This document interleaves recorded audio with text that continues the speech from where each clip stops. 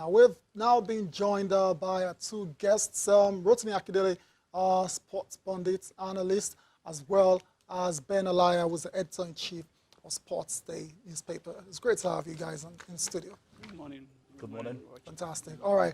Before you joined us, we're talking about Andy Ruiz and AJ. And I know you're a big fan of AJ. And the story now is our guy, the Mexican, has agreed to now go and fight in Saudi Arabia. So That's fantastic. And, you know, AJ was smart enough because before that fight, there were reports that, you know, during training sessions, he was being knocked down. And maybe he was not very fit for that fight. Now he has said even if the fight is taken to Ruiz's room, but he will deal with him. So and now even if his uncle is the ref. You know, Lagos was also mentioned as one of the potential venue. Qatar. That was a long shot. It's not a long shot. Lagos is just the fans that. But you know, you have to make advance payments. You know. To the three bodies, and that's a lot of money. Exactly. And so Lagos was, you know, ruled that Saudi has the oil wealth, and the fans will come out, and then both get paid. Yeah, well paid. Well paid, and you don't forget that some fans too will come from foreign countries, including Nigeria, just for the fight. And so I expect Anthony Joshua to retain his title. Okay, Rotimi, was it all about the money, all the noise? I won't do this, I'm the champ. Was it all about the money, or was something else Ruiz wanted, or did he want respect, or was it just about the money from day one? Well, to be honest, I think it's about the money. He's the champion. He has the belts. You should be calling the shots. Forget whatever contract we signed earlier. You guys didn't even expect that I was going to win. Now that I've won, I think I have a say.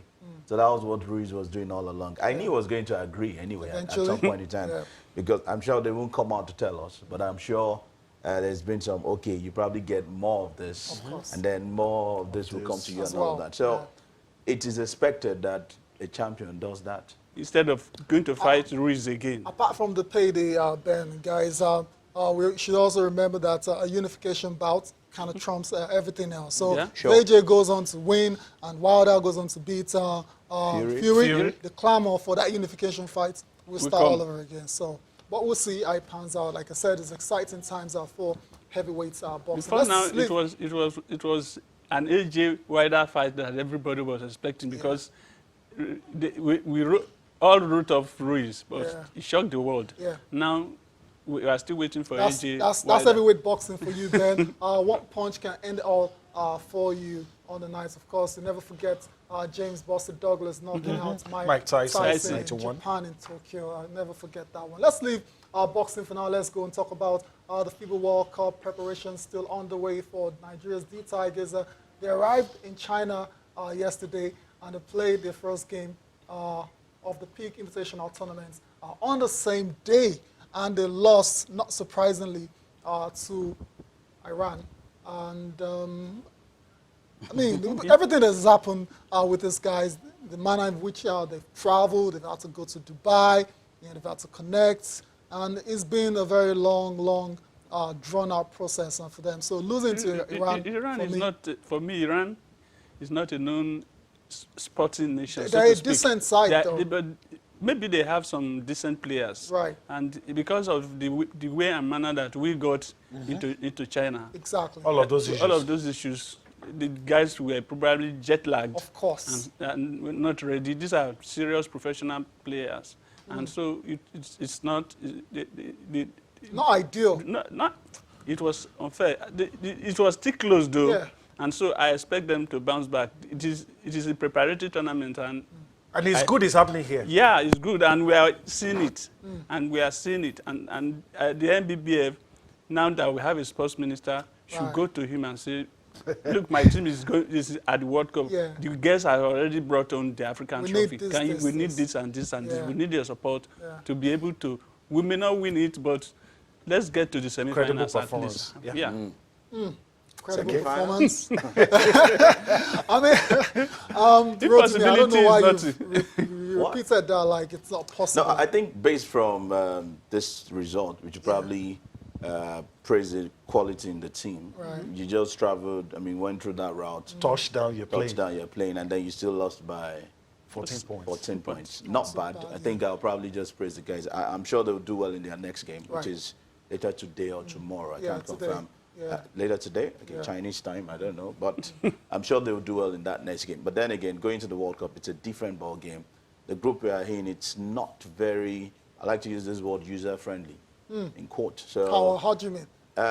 Russia, Argentina, South Korea? They're playing tough opponents. Okay. Yeah, so... Oh, you didn't want to use group of death? Okay. No, not group. I don't want to use group of death. That's why I said it's not user-friendly. So if everybody's looking for that semi-final ticket as a yardstick, I don't think it's going to happen. Visible. Messages for Ben. I'm just saying, if you watch basketball well, if you follow basketball well, yes, anything can happen. You can have a fantastic run like the D Tigers last year in Spain. Correct. But then again, I feel if we come out of that group, I'll be very happy. Second round, anything can happen.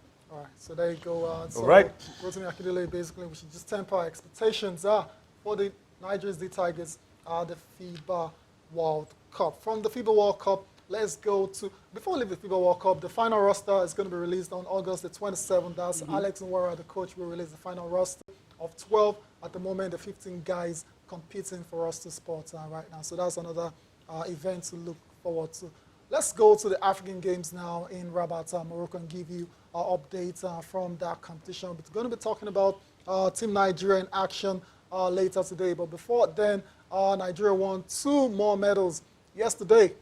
Courtesy the Taekwondoists again, 2 bronze medals in addition to what they won, the previous day. So it's good to see Taekwondo, putting Nigeria's name on the map and on the podium at the African Games. Let's talk about action for today, day 8.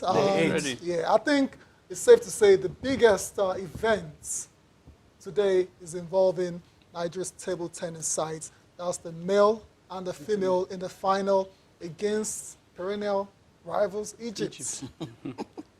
What are you guys expecting? I expect it to be That's it right there, confirmation of the fixture, Nigeria-Egypt. Always a tough call, each time both nations meet at the African Games. But in the male, I'm very sure that the Africa's #1, Quadri, should get the gold medal. I'm pretty sure, but the Egyptians will fight. That's what I expect. For the female, anything can happen. It's a 50-50 chance. Because the Egyptian will not hold on. It is individual sports like this that can take us up on the medal table. But at the moment now, we're talking of the team event. Sure, the team event. Yeah. Look at our team and Egypt. The only worry for me is that I don't like the fact that the winners, it's a winner-takes-all thing, because the winners get to qualify automatically for the Olympics next year. And then I feel for the men's team, yes, it's doable. Toriola, Bode Abiodun, Olajide, Aruna Quadri. Okay. It is actually doable. Compared to the Egyptians? The OSA, I think the other OSA, one of them or the 2 of them might be in the mix. But then again, I feel we should get that. We are the defending champions, so we should win this one. Okay. In the women's category, they've had a good run to the final. And I hope the measure of pressure doesn't get to them. If we can win, the joy for me, it's not about getting the medal. The joy for me is about qualifying automatically for the Olympics. Yeah, there's nothing wrong with double joy, isn't it? That's why I said, if you get a medal, yes, you're ending on the podium. This is sure, gold or silver, fantastic. But I think the joy that I want really is getting the automatic qualification ticket to the Olympics. All right, so we wish Nigeria's table tennis team all the best today against Egypt. And something is just telling me it might just be a win and a loss for Nigeria. What about a clean sweep? What about a clean sweep? Why not just share it? Or what if we just lose both? No, that's not going to happen. Oh, that's an option. That's what we're looking at. There'll be other. For me, it's a win-win. Win-win. Yes. All right, then we'll see about that. Definitely by the time we come back on Monday, I would know the champions of those events. Let's see other sports events involving Nigerians at the African Games in Rabat, Morocco. There's going to be a matchup in badminton as well. That's in the mixed team events. Nigeria taking on Tunisia. That's never going to be an easy one at all. So Nigeria has always played badminton as the best African playing nation, and I think Tunisia Really? They are not even second. They are not third. Really? Nigeria is highly rated in the world. We are the best badminton playing nation. You know, Ben, you always remind us of the good old days. Yeah, but the reality was on ground is quite different from the good old days. You know, we have to know our true picture. Even though we call ourselves Giant of Africa, some of the sports we're not really pushing above our weight.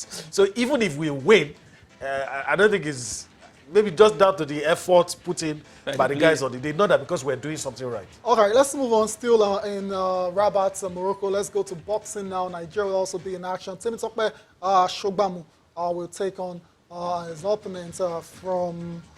His name is Iyang Esono Maria. So, yeah, Equatorial Guinea. So that's another matchup right there. While Solomon Adebayo will take on Solomon Kozala from Uganda. That's in 91 kg. So the Battle of the Solomons, hopefully the Nigerian Solomon wins this one. And last but not the least is the football events. That's the men's football events. It's going to be Nigeria taking on Morocco in a Group A clash. So yeah. I wish them all the best.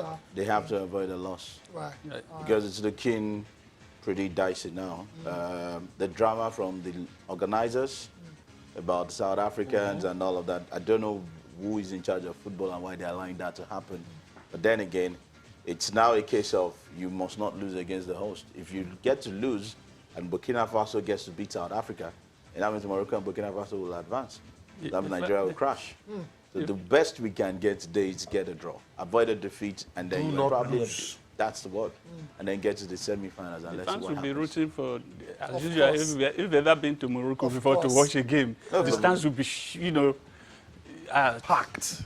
Packed full. Let's hope it is. Let's hope it is packed. It's an under-20 tie. So. All right. So they don't take it like that. All right. Let's move on with the show now. Yemi.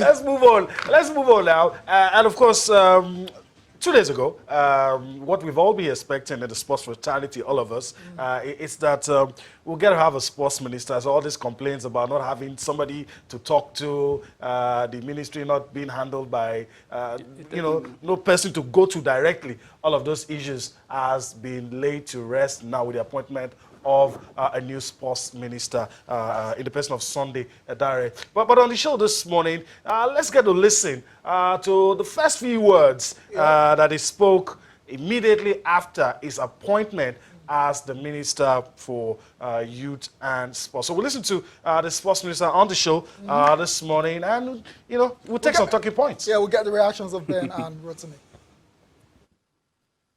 So youth development is key to the success of any government. We have youth, we have sports. So our mandate areas are very clear. We must broaden our horizon. We must deepen the work we do and the quality of work we bring to the table. I am not unaware of the challenges, controversies, and developments within this ministry. It is a ministry that is dear to the hearts of Nigerians. Beyond soccer, we have other sports. We also find a way of taking sports out of the back pages to the front pages with positive news, and that is possible. We know to millions of our countrymen and women what sports means to them.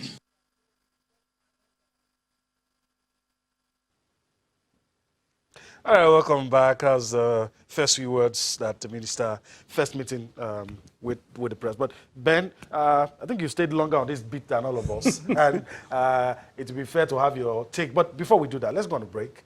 And when we return from that break, we take Ben's thoughts and a whole lot of other issues in the world of sports. All right, welcome back. Before we went to that break, I was going to get Ben's thought. We have a lot of ground to cover, so just make it quick. You've stayed longer on this beat than the rest of us. So, listening to the new sports minister, your thoughts, basically. Well, I like his thoughts. First he spoke about the youths. Then he came to say football is not the only big sports. That other sports need attention as well. The attention of the ministry, I think in terms of sponsorship. And that is why I give the NBBF a challenge now that the minister has said so. Just walk up to him. We are having challenge from China.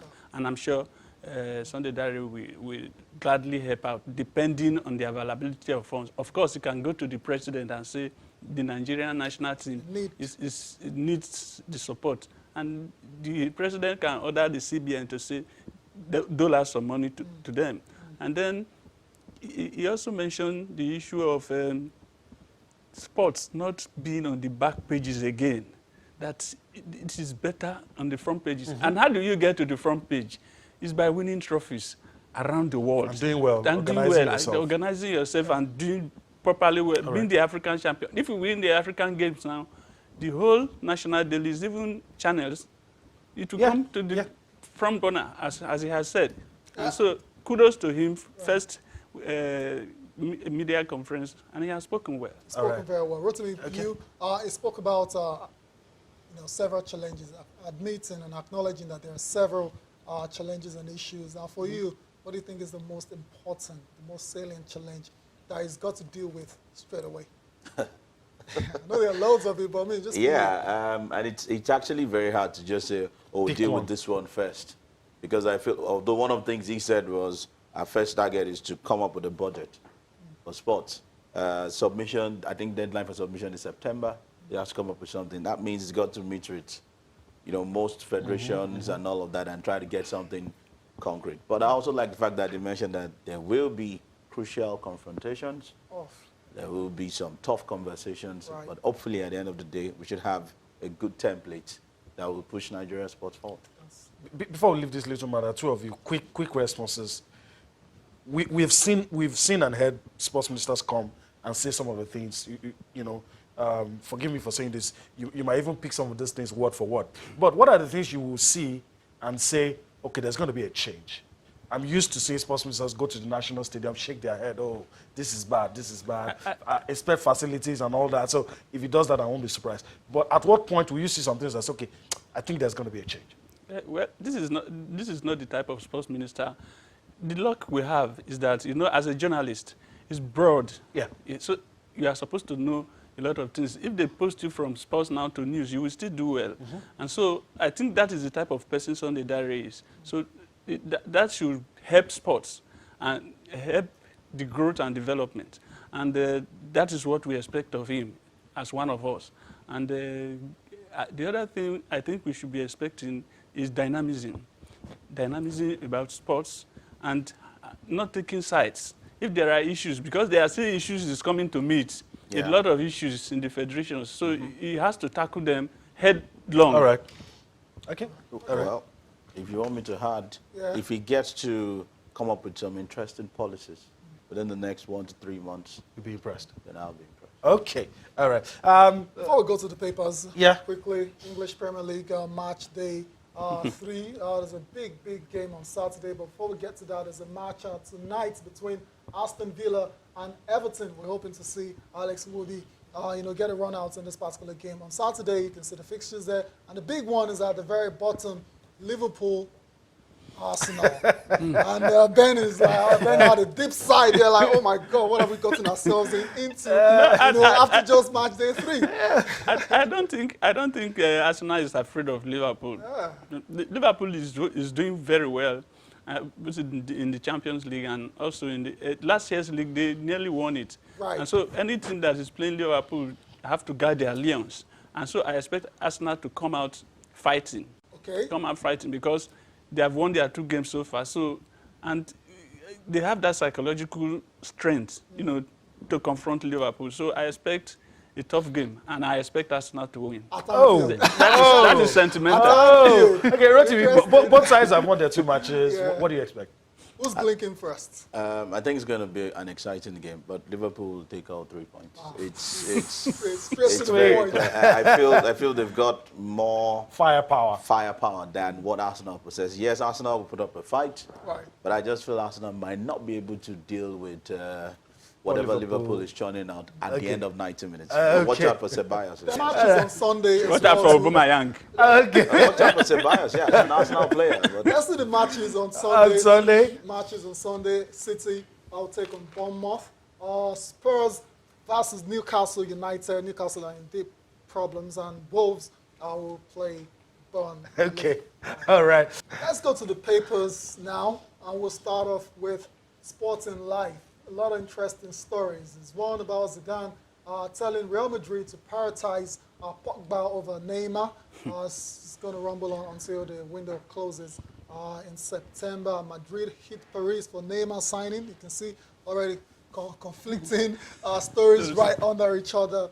Leicester wants Ndidi to rest, and they say the midfielder is tired, and and all that was said that pans out. I almost joined Arsenal in 2003. That's according to Cristiano Ronaldo. A lot of players that got away. If you make a first 11, Arsenal will be a legendary team right now. Zidane performs Rodriguez youth turn, so it looks like he'll be staying with Real Madrid, and Ukraine versus Nigeria. Chukwueze Osimhen to lead Eagles attack. Let's talk about this one. Gallo is gone. Forget about all the talks we're hearing about him coming back out of retirement. Chukwueze Osimhen to lead Eagles attack. he never can say. Well, as it is right now, he's retired, and we need to move on. And it looks like the coach is looking to move on as well. Let's just keep it as he wasn't invited for this friendly. He retired. He just tweeted. Let's move on to other papers. All right. They seem to know what we don't know. I wish we had more time, but we don't. All right, let's go to Complete Sports. Probably might just be the last one we look at, probably. So Complete Sports, a lot of interesting stories in Complete Sports. Ty talked about Iwobi. I think that's here. Complete Sports have him as 50-50 to play, to make his Everton debut this weekend. Full debut. Emery ready to unleash Pepe on Liverpool. A lot of other interesting stories, but the Iwobi story. I mean, I'd love to see him, get down to business with Everton. He's probably our biggest player now in the national team. So everybody would like to see him play all the time, at all times. And so I would like to see him even start tomorrow against tonight. Yeah, but it's very unlikely because fitness is still a problem. Didn't have a preseason, and we'll see how it pans out. Okay, so that will be it. Let's see if we can take Sporting Sun out of the way quickly. Sporting Sun as well, Ukraine-friendly. Leicester looking to stop Ndidi from, going to that particular game. It's on a FIFA match day, so I'm not sure they have much really. But we've seen coaches do it. Coaches do it stylishly. They could come up with match day, except they come up with injuries. They tell you somebody is injured, and next week you see him play. Next match, you see him play. So that Makalesian at Chelsea, good example. That could happen. Still on Sporting Sun, Mourinho wants PSG job. That's another story that's starting to rumble out there. All right. And, Thomas Tuchel seems to be under a bit of pressure. Okay, that's how we have to wrap things up on the show this morning. Before we just quickly, ex-Falcon star. If you ain't changing it. News broke yesterday. Pretty sad. Sad. Fantastic player. I've watched that play. She was even captain of the team at a point. And sad. So sad. Pray that the family will have the fortitude to bear this huge loss, and the football family in Nigeria as well will recover from this one. Guys, I want to thank you for your time on the show today. Ben, Rotimi, was a dynamic duo, like having you. Hopefully we'll do this again some other time. No problem. Always a delight. Okay. Thank you. Thank you as well for allowing us to be a part of your day. We enjoyed this. Of course, you're going to see us again next week. Maybe at the bar. Bye-bye now. I'm Taya Salam. Enjoy the rest of your day.